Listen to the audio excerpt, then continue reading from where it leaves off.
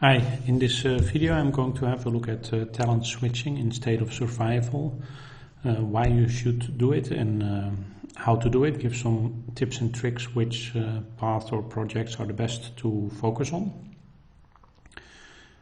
Basically, both trees, war and economy, have a first maybe a bit. So you have two trees, war and economy, and the points that you can assign, in my case 152, are determined by your chief level. So try to level up your chief as much as possible. This will give you more points and that can give you more boosts in a variety of ways. So both of these trees have some strength. War is for doing combat, and there is some training capacity and at the end of the tree a training speed boost as well. Economy has a variety of boosts that are focused, like tool improvement on construction speed. We have tech improvement on research speed. You have the haulage projects for increasing the gathering rate of the various resources. We have hospital capacity. Battle dressing is for the healing speed. We have projects focused on production. Some talents we have as well. Instant collect instantly gives you part of the daily production. Anything else in economy? There are a few. Rapid development, very important.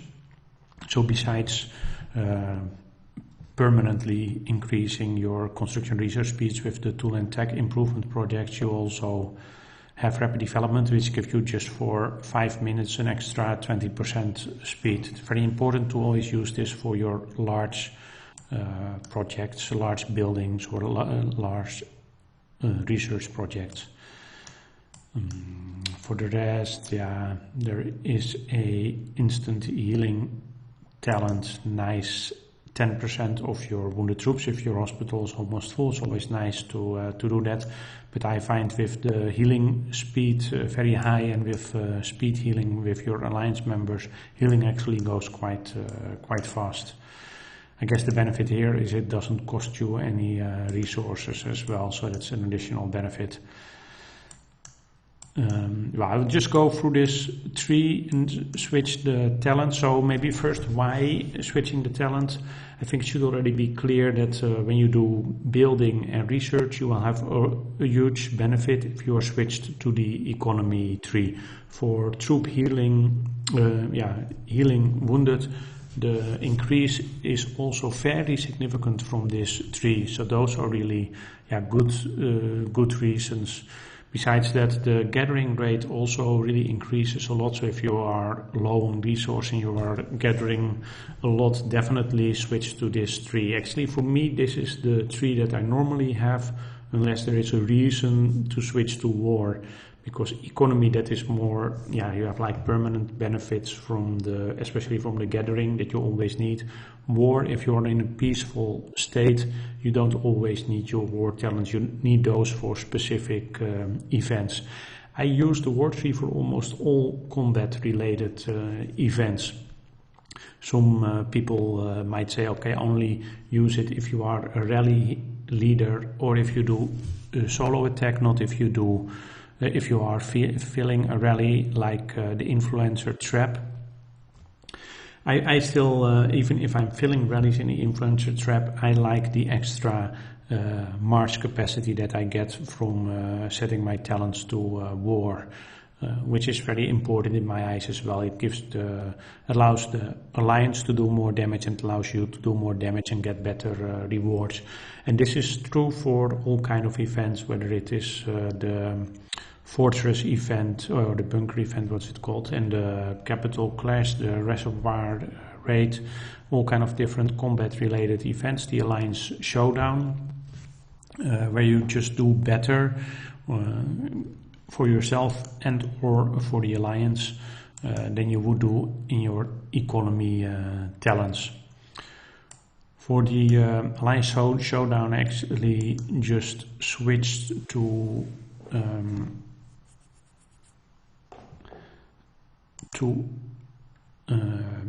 first I set my troops when I was set to economy, and later I set my troops for war. and that actually that was about 1600 power difference. Sorry, that was 1600, so about 100 power difference.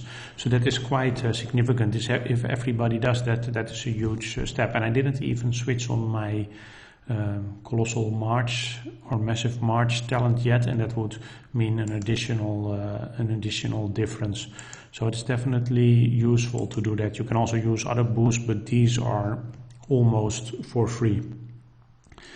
So normally I switch a lot, and maybe not once a day anymore, but could be in the past I did once or two. I mean, switch back and forth once a day. If you look at the Alliance store, you get these talent point reset items quite cheap. Of course, you can also buy other things. There are other useful things as well. Advanced relocators, you never can have enough of those. So March recalls always have good to have some. But the talent points reset, I buy a lot of those. I have a lot of credit, so I can do that. But that's that's where I get them. Now I'm just going to walk through this. Actually, for my gameplay I don't need to switch it now, but I'm just going to walk through the switch. If you are VIP 12, you have this part unlocked. This means you can have 2 presets, and more normally you do 1 war, 1 economy, and you can switch between them for free. I'm still very far away from VIP 12, but if you do this, then there is no reason not to switch anymore. I'm now going to just switch to show you the process. For me, for economy, I always use the bottom path.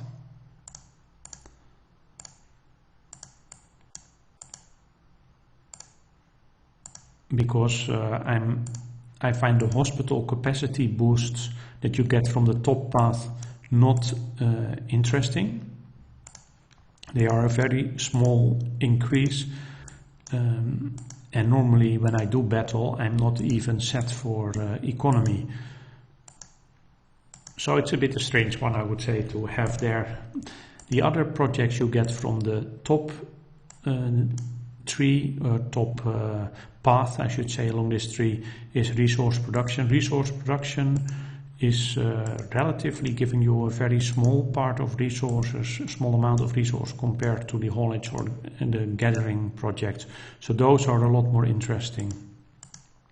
So that's why I always just take the bottom path.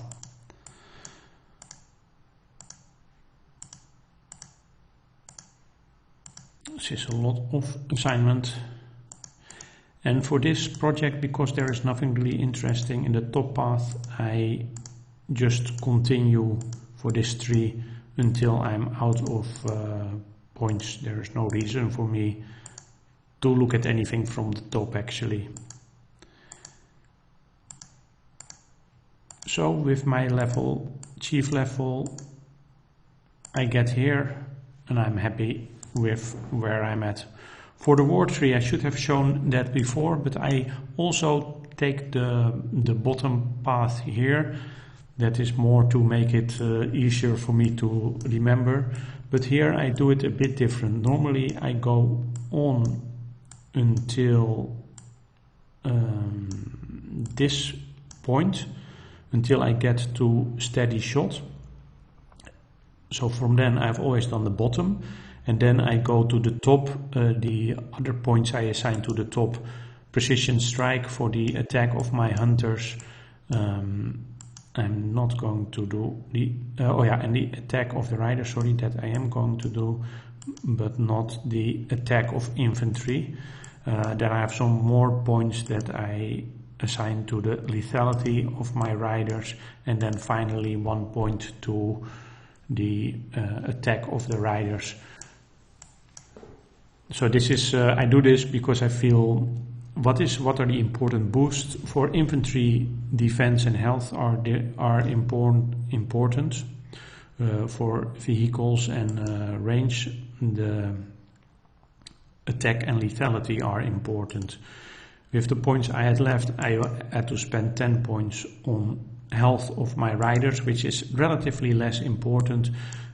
10 points on, sorry, I'm looking at the wrong, I would have 10 points to health of my hunters, 1 point on the emergency dressing, which I don't really need yet at the moment, because this is more relevant when you're going to attack settlements. Typically I don't do that.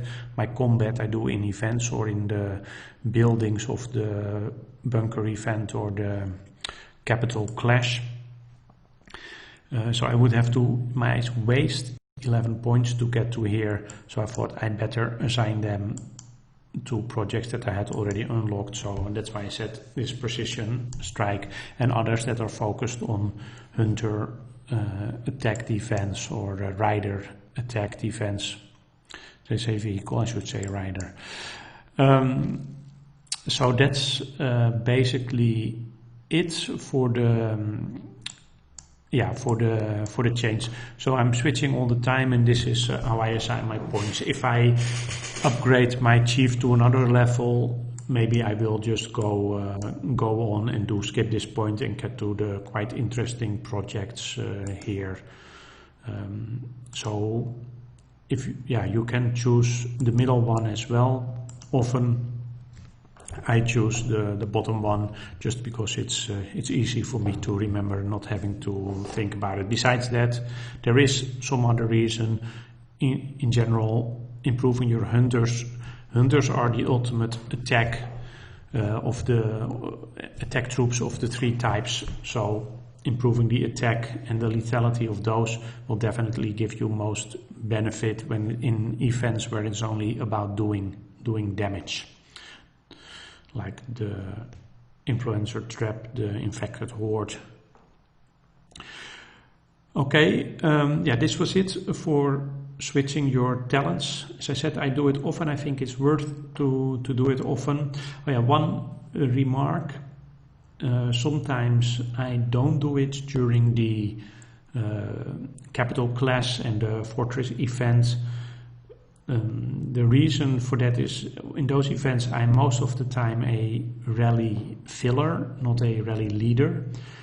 And you are going to get a lot of wounded troops there, and then there is definitely a benefit from being set to economy. So you could, during rallies, set to war, and after the rally switch to economy to heal faster. But that's that gets just cumbersome. If I would have this switch, the quick talent switch, I would definitely do that. But the only benefit the only drawback when you are filling rallies is that you cannot put as many troops in it as otherwise. So for the capital class, for example, if you have a strong rally leader and there are actually enough people to completely fill the rally, even if you are set to economy, that means that the alliance doesn't have any drawback from the fact that you are not equipped for war. So in that case, I think it's okay, just stay to economy. But for the rest, for all other events, this doesn't hold. I would still have for influencer trap, for infected horde, for reservoir raid, definitely always switch to war, and for the alliance showdown as well. Okay, that was it. If you have any comments or any questions, that's always much appreciated, and thanks for watching this video.